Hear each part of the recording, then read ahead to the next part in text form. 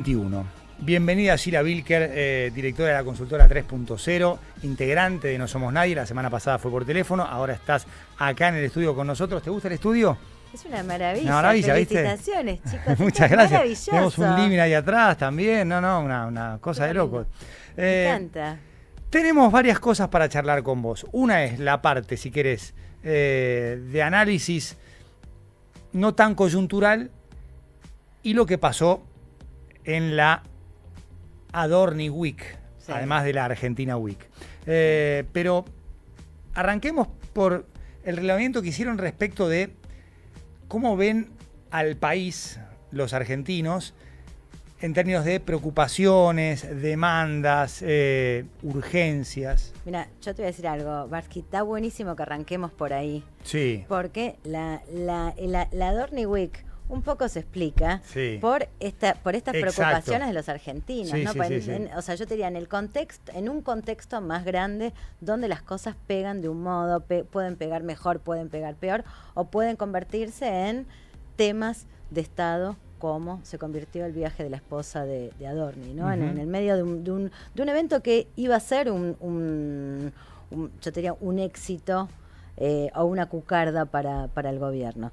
Entonces, lo primero es para entender este contexto, es una pregunta muy clásica, muy básica, que es ¿cuál es el principal problema de los argentinos? Mirá. Vos sabés que yo te diría, es una pregunta que los encuestadores en general hacemos y seguimos con mucha atención. Viste, yo me acuerdo en el año 23, en el 22, uno decía, bueno, ¿cuál es el principal problema? ¿Cuál era? ¿Qué te acordás? En el 23. La inflación. La inflación, por supuesto. Entonces uno decía, bueno, es la inflación. Y parecía como una cosa y es re obvio lo que estás diciendo.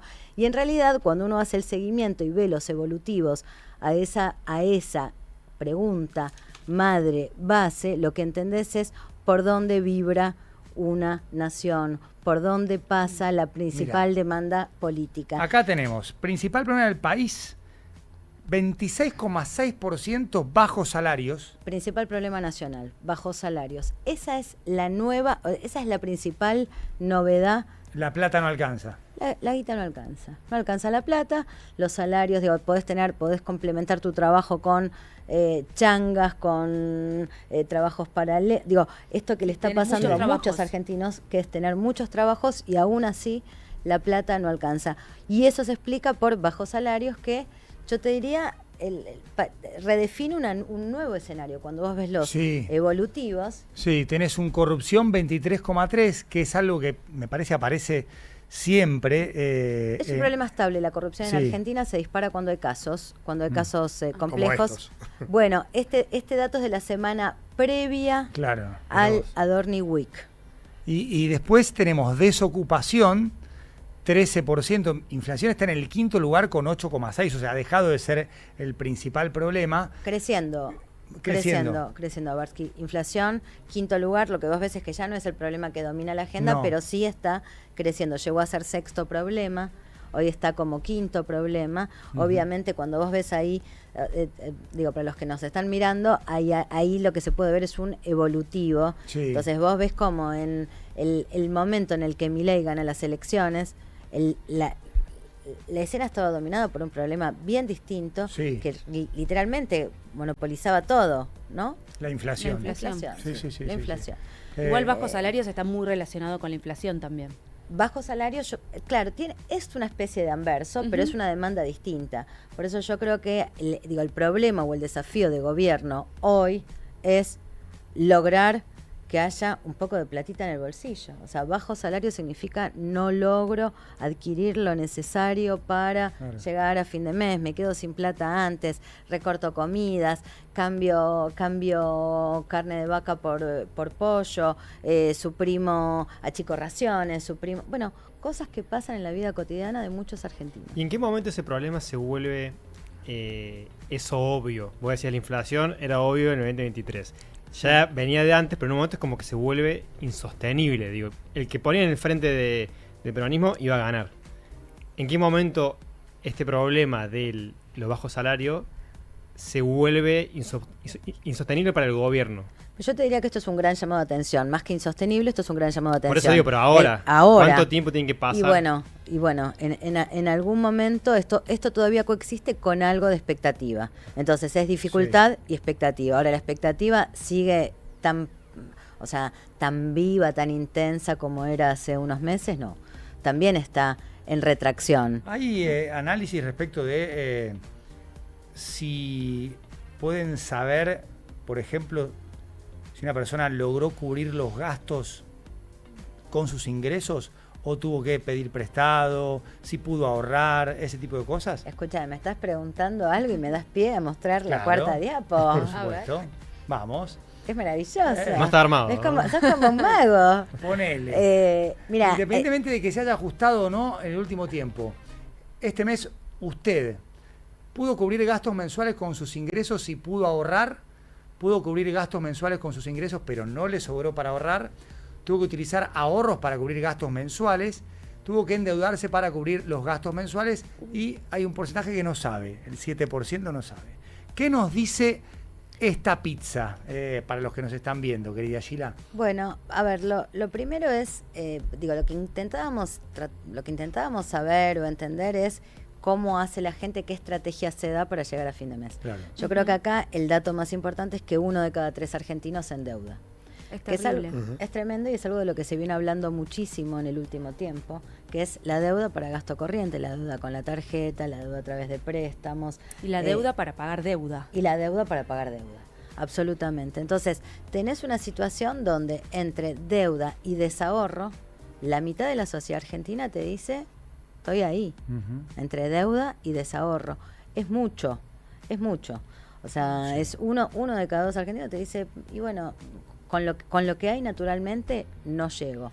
O necesito endeudarme, o necesito, si tengo un canutito, cambiarlo. Sí. Desahorro. ¿No? Desahorro también es vender algo, ¿no? Digamos, una de las formas más populares de desahorro es vendés un bien que tenés, ¿viste? No sé, hay gente que ahorra también a través de la compra de cosas cuando puede, ¿no? Ponerle un celular. Se capitaliza de ese modo. Entonces, es descapitalización o deuda. Y eso yo creo que es parte de la dificultad de la escena. Y hay algo todavía más llamativo, que es que cuando vos preguntas si creen a los endeudados, a esos 1 de cada 3 argentinos, a ese 35%, le preguntas si cree que va a poder afrontar la deuda, y mirá los números. Mirá. Vamos a ver la diapo que sigue. La siguiente, esta, mira. ¿Cree que podrá afrontar sus deudas? Sí, creo que va a poder pagarlas, un 14,2, bajísimo número. Bajísimo. No creo que pueda pagarlas, certeza el 38,7 y una incertidumbre 47,1%. O sea, solamente el 15% o el 14% te dice sí, voy a poder pagar las deudas. Bueno, esto también te habla de cómo las personas que hoy están en una situación de endeudamiento ven su futuro inmediato. O sea, lo que están es en una situación de fuerte dificultad para afrontar lo que viene. Y yo creo que acá hay algo interesante para pensar, porque es en general, por lo menos nosotros lo sabemos de años y años de estar preguntándonos cosas, ¿no? Digamos, que es que la vocación y la voluntad de pago del argentino es muy alta. Que la ves también cuando indagás cosas respecto de, ¿te acordás? Cuando preguntamos cosas como, por ejemplo, hay que pagarle al Fondo Monetario, hay que cumplir con... Por supuesto, el argentino medio te dice hay que honrar la deuda. Y si vos le preguntas, ¿usted quiere honrar su deuda personal? Por supuesto que también. Entonces, esto te habla de una situación difícil, no de un, bueno, no pago, no me importa. No pasa nada. Te está hablando de pesar, no puedo pagar. Una crisis moral también. Entonces, es una gran dificultad para afrontar algo que quiero pagar, pero no puedo afrontarlo. Y creo que hay en el 47%, no llego a ver bien, pero 47, los que dicen no sé. Los que te dicen no sé, ¿viste? No sé, ¿qué te están diciendo? Está difícil. Te están diciendo sí. Y en este contexto cae lo de Adorni y, si querés, también lo que empezamos a conocer del expediente libre a partir del teléfono de Mauricio Novelli. O sea, frente a esta situación, a este informe relevado antes de la Adorni Week, ahora hay como una situación que se complementa con esta preocupación y con esta insatisfacción. Sí, a ver, lo que yo creo es que muchos de los temas que suelen escalar, crecer, convertirse en temas nacionales, digo, crecen sobre todo sobre una situación, de gran dificultad. Si no, por ahí era un tema menor. Hay sí una arista de este problema, que es que, bueno, Adorni es vocero de la batalla cultural, vocero del ABC del gobierno, vocero de una forma de ser distintos, ¿no? Digamos, vocero de la diferencia. Sí. ¿No? ¿Viste? Yo digo diferencia en lugar de una cosa que aparece mucho en las investigaciones en los grupos focales, que es, bueno, son todos iguales, son más de lo mismo. Bueno, Adorni era vocero de esa diferencia, de no son todos iguales, y probablemente el viaje haya lastimado ese punto, digamos, donde lo convierte en, un político más. Claro. ¿No? Claro. Un político más haciendo cosas de político, ¿no? O sea, básicamente tomando ventajas, abusando de un privilegio. Bueno, creo que ahí es donde se juega lo más difícil para el gobierno, y por supuesto también el tema de la credibilidad, ¿no? El tema de la credibilidad. Libro, vos sabés que no pegó. Nosotros lo medimos en febrero, en febrero del 25. Es fácil acordarse. ¿Febrero del 25 fue el 14 de febrero? Es fácil acordárselo porque fue el Día de los Enamorados. Exactamente. Viernes 14 de febrero. Sí. Pero... ¿Por qué no pegó? Porque es difícil el tema cripto y un poco así... Yo creo que es difícil de entender, o sea, qué es lo que pasó. Claro. Bueno, fue uno de los primeros escándalos que tuvo el gobierno, ¿no? Digamos, Andis pegó un poquito más. Creo que ninguno como la última semana, que vos fíjate que es como, digo, yo diría el caso más naif de todos. Sí, ¿no? Digamos, sí, o sea, sí. digamos, donde no hay un impacto económico, digo, creo que lo dice el ahí jefe de sí gabinete. vale el concepto del presidente Milei, costo marginal, para Sí. medir, digamos, el impacto económico. Sí, pero, a ver, costo Pero es marginal en lo simbólico. económico, pero en lo simbólico Lo es simbólico, inmenso. Claro. En lo económico, por supuesto, es hiper marginal. En lo simbólico es muy grande. Quería decir la bienvenida, oficialmente un placer, nos vemos el lunes que viene.